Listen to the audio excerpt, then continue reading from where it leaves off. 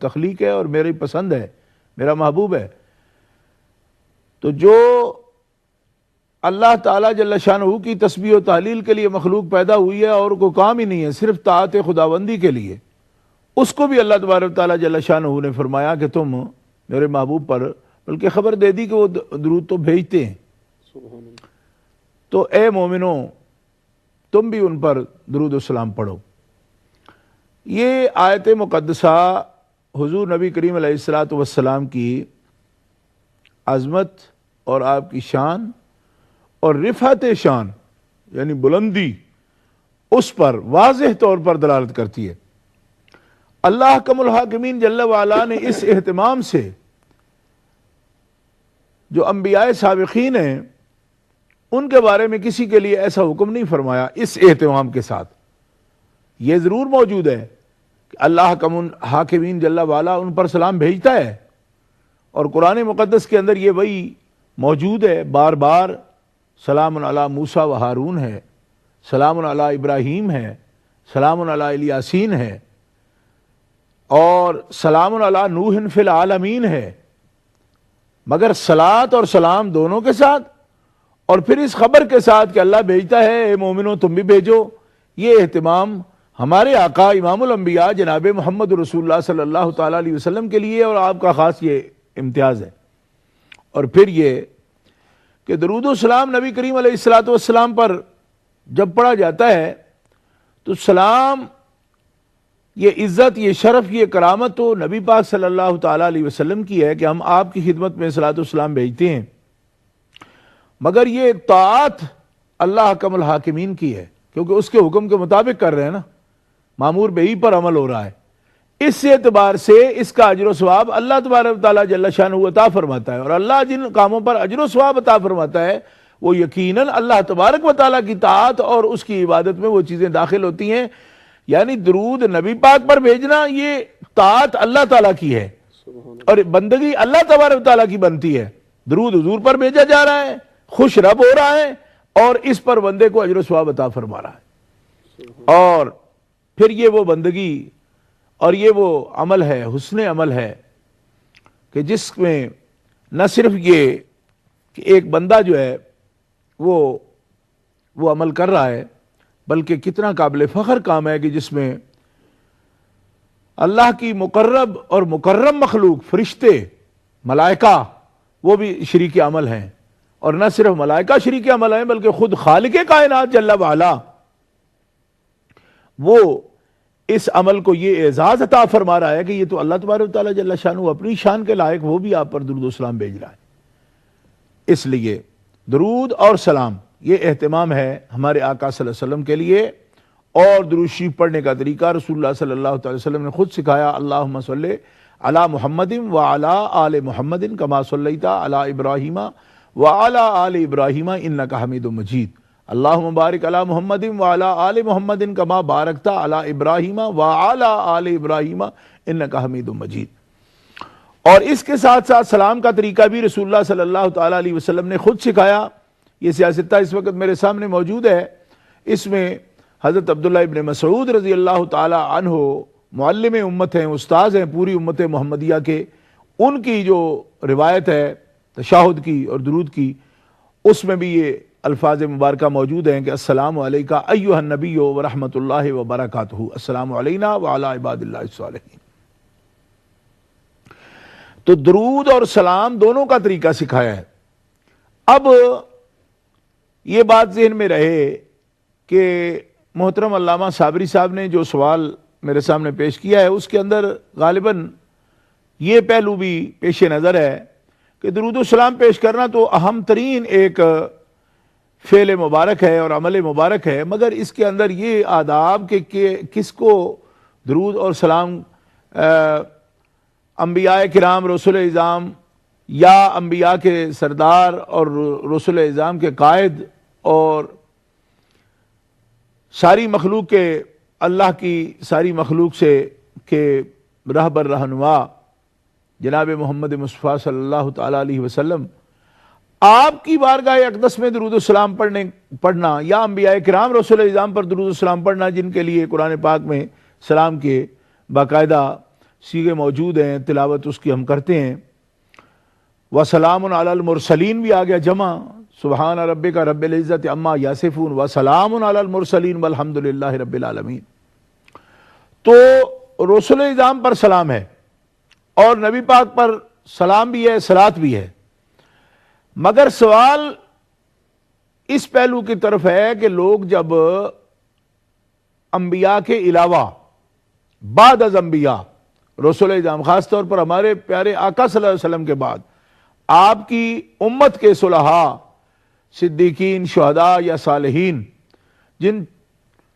درجات کا ذکر اللہ تعالیٰ جل شانہ نے قرآن مقدس میں فرمایا ہے کہ 4 ہی درجے ہیں انعام یافتہ لوگوں کے، من النبیین والصدیقین والشہداء والصالحین۔ انبیاء کرام اور صدیقین اور شہداء اور نیک بندے خدا کے مومنین اولیاء کرام، تو ان کے جو درجات ہیں بعد از انبیاء، جن کے درجات ہیں، جب ان کا ذکر کیا جائے تو ان کا اعزاز و شرف جو ہے کرنے کے لیے کیا ان پر درود و سلام بھیجا جا سکتا ہے؟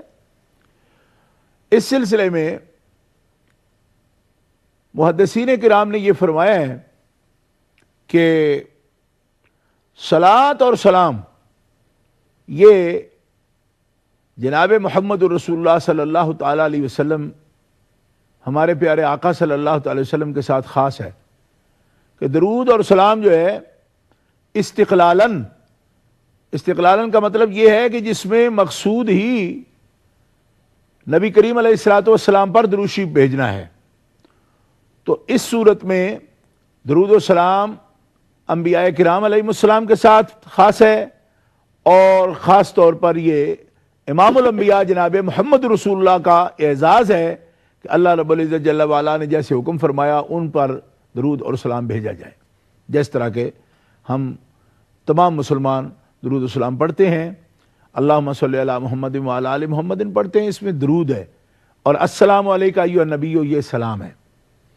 اچھا، اس پر بعض لوگوں میں جو ہے غلط فہمی کی وجہ سے یا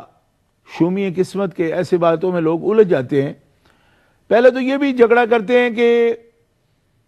اللہم صلی علی محمد وعلی آل محمد، اس کے بغیر کوئی درود ہی نہیں ہے۔ حالانکہ یہ بات میں بارہا واضح کر چکا ہوں کہ یہ درود ہے مگر یہ سلام نہیں ہے، اور اس بات کو اچھی طرح سامعین کو ذہن میں رکھنا چاہیے کہ اگر ہم اللہم صلی علی محمد وعلی آل محمد درود شریف پڑھتے ہیں، نماز کے باہر ہر وقت یہی درود شریف پڑھتے ہیں، تو یہ درود شریف اس آیت کریمہ کے مطابق مکمل نہیں ہے، یہ ناقص ہے، کامل نہیں ہے۔ اس کی وجہ یہ ہے کہ آیت کریمہ میں اللہ تعالیٰ نے یہ نہیں فرمایا کہ درود بھیجو،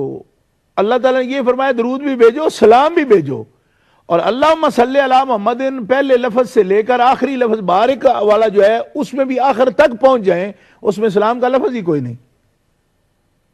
لہذا اگر کوئی بندہ ورد کرتا ہے اس درود پاک کا تو وہ صرف درود پڑھ رہا ہے، سلام نہیں پڑھ رہا ہے، سلام کا لفظ ہی کوئی نہیں۔ تو پھر یہ سوال پیدا ہوتا ہے یا پیدا کر دیا جاتا ہے لوگوں کے ذہنوں میں، بعض لوگوں کی طرف سے، مہم جو لوگوں کی طرف سے، کہ اچھا اگر یہ کامل نہیں ہے تو پھر اس کی تعلیم کیوں دی رسول اللہ صلی اللہ علیہ وسلم نے؟ کمال ہو گئی ہے، یہ آج آپ کو پتا چلا ہے کہ یہ پورا نہیں ہے؟ ہمیں پہلے سے پتا ہے الحمدللہ، آج پتہ نہیں چلا۔ لیکن یہ بات غور سے سنو کہ جس مقام پر رسول اللہ صلی اللہ علیہ وسلم نے اس کی تعلیم دی ہے نماز میں، وہاں پہلے سلام ہے نا، وہاں تو السلام علیکہ ایھا النبی موجود ہے، تو السلام علیکہ ایھا النبی اور اللہم صلی مل کے درود بھی بن جاتا ہے، سلام بھی بن جاتا ہے۔ اور جہاں نماز سے باہر آپ پڑھ رہے ہیں وہاں یا تو آپ شروع کریں السلام علیکہ ایھا النبی سے اور پھر پڑھیں اللہم صلی علی محمد، تو درود و سلام دونوں پر عمل ہو گیا۔ جب باہر درود آپ صرف پڑھیں گے اللہم صلی علی محمد سے تو پھر کیسے پورا ہوگا؟ وہ سلمو کیا بنا اس میں؟ سلم کا تو اس میں سیگا ہی کوئی نہیں۔ اس لیے درود پاک کامل پڑھنا، درود و سلام پڑھنا جب آپ کو مقصود ہے اللہ کے حکم پر عمل کرنا، تو اس صورت میں یہ جو بدعت بعض لوگ نکالنے کی کوشش کرتے ہیں جی کہ درود ابراہیمی ہم کامل سمجھتے ہیں اور سلام سمجھتے ہیں، یہ